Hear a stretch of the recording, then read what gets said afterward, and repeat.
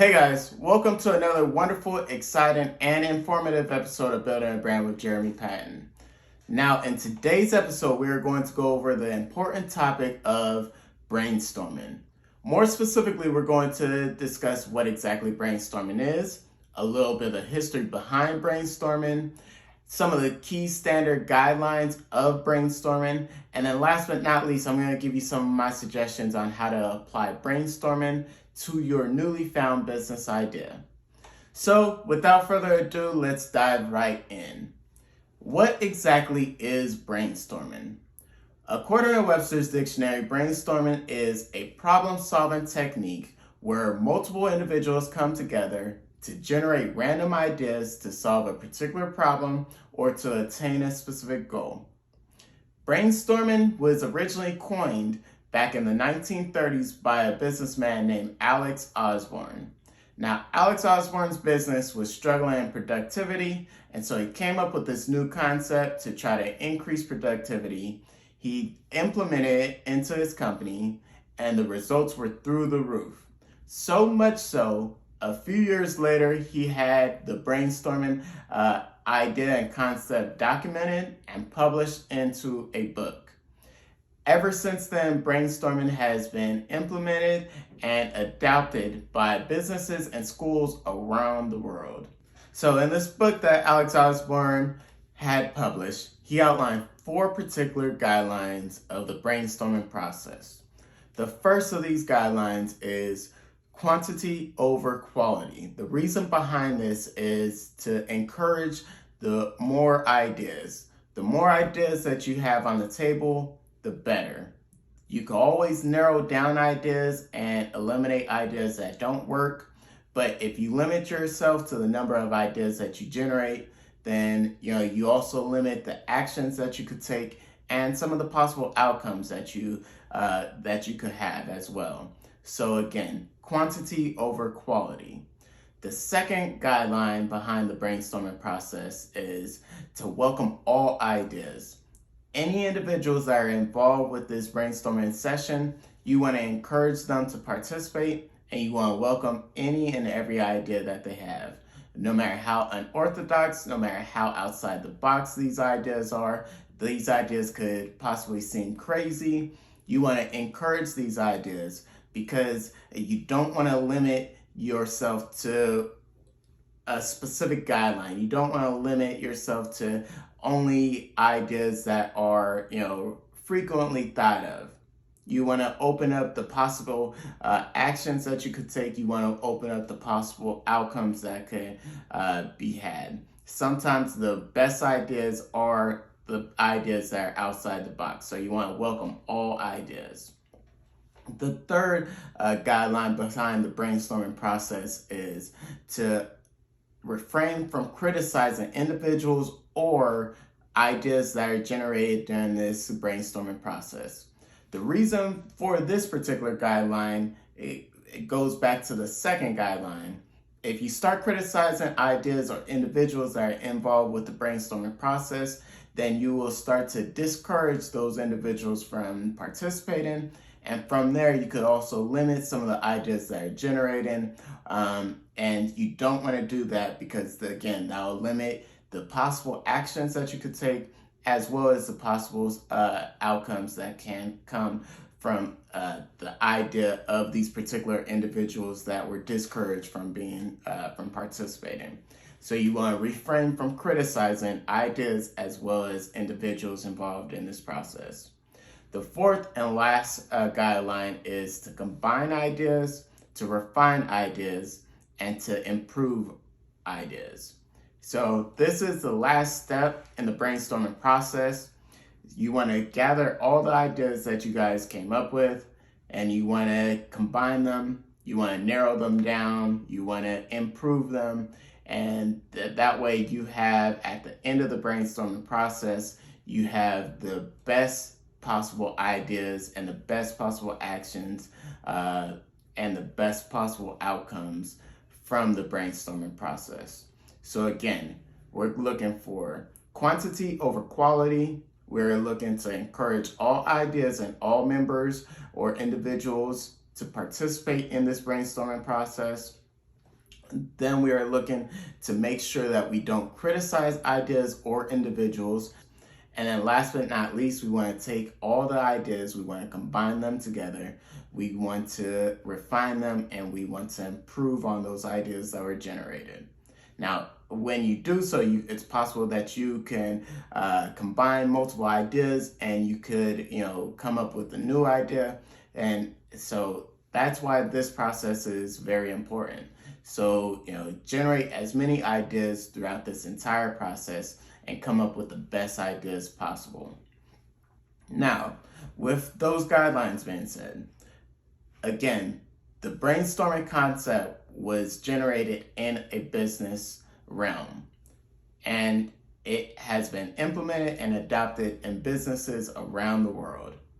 That is for a reason, because it has been proven to be successful at problem solving as well as attaining goals. So I want to encourage you to take this brainstorming technique and implement in your business. So now that we know a little bit of the history behind brainstorming, as well as some of the standard guidelines to apply when it comes to brainstorming, I'm going to give you some of my suggestions on how to apply brainstorming technique to your business idea to create a solid foundation and a solid sense of idea and direction to go with your business idea. Now, the first thing that I want you to consider and to apply the brainstorming process to is what your products and services are going to be. What are they going to look like as a finished good? And what exactly are you going to offer? Now, many people offer, or you have the option of offering one particular product, one particular service. But during this process, I want you to also think about where you could grow. So you could start off with one item, but I want you to think about where you can expand to, because at the end of the day, for any business to last, you have to be able to evolve, you have to be able to expand to offering multiple services, multiple products. So during this brainstorming process, I want you to think about not only right now what products and services will you offer, but think about what you also can offer within your company in the future. Next, I want you to think about who your target or market is and who your target audience is. When you have a business, you want to have a specific target audience or a specific target market. Now, some industries and some businesses are able to offer a product or service to people in general, but if you have a particular product or service, when you're starting off, it's best to have a particular customer in mind. Think about what the customer does, what background they're from, who your customer is, what kind of work they do, how exactly they relate to your product and service, and how your company can relate to them. The more intimate or the deeper the connection that you have with your customer or your target customer, the better you'll be able to serve or sell your products and services to them. Next, I want you to think about how you will provide these products and services. Will these products and services be offered online? Will they be offered digitally? Will they be offered over the phone? Will they be offered in person? Is your products and services, are they a physical thing? How exactly will you provide these products and services? You have to think in the minds of the customer. As a customer, how would you want to attain the products and the services that you will be offering to them? And again, all ideas are welcome. So the more you can think about, the better. Now, from there, you're going to want to think about how you're going to produce your products and services. There's multiple options. You could do it yourself. You could look for a vendor or supplier. You could have somebody else do it. You want to think about how you are going to offer these products and services and how you're going to produce them during this brainstorming process. Again, you don't have to have the exact answer, but you want to generate as many ideas as possible That way you could look into your different options and decide what's best for you, what's best for your company, especially as a startup company. The more ideas that you analyze, the better. You could refine it to your company. Next, you want to look into or think about how you want to market your brand. What do you want your brand to look like? What are you going to be on social media? Are you going to be on application? Are you going to be, how exactly is your company going to, present itself? At the end of the day, customers are going to look to whatever you put out there, and they're going to look to see whether or not they can connect with you. So you want to generate ideas on what you want your brand to look like, what you want your brand to represent, and you want to come up with ideas on how you could captivate that and present that to your desired customer, and how you are going to go forward with that. And last but not least, I'm going to say for you to implement or think about brand name. Think about what your company name is going to be. While doing so, think about and consider a little bit about yourself, what's personal to you, what is the products and services, what that evolves around. You want to think about what is personal to your desired customer and clientele. And you want to bring all these things together and generate an idea or a name that captivates everything. You want to have something that that you yourself can identify with, that your customer can identify with, and that also establishes or says whatever your product and services are. Now, there are some exceptions to this rule. You can come up with random ideas and random names that don't have a particular meaning or that don't particularly suggest whatever your products and services are. The only issue with this is you're going to have to build that name up. That you want your customer to see your brand name and identify it with your product and service.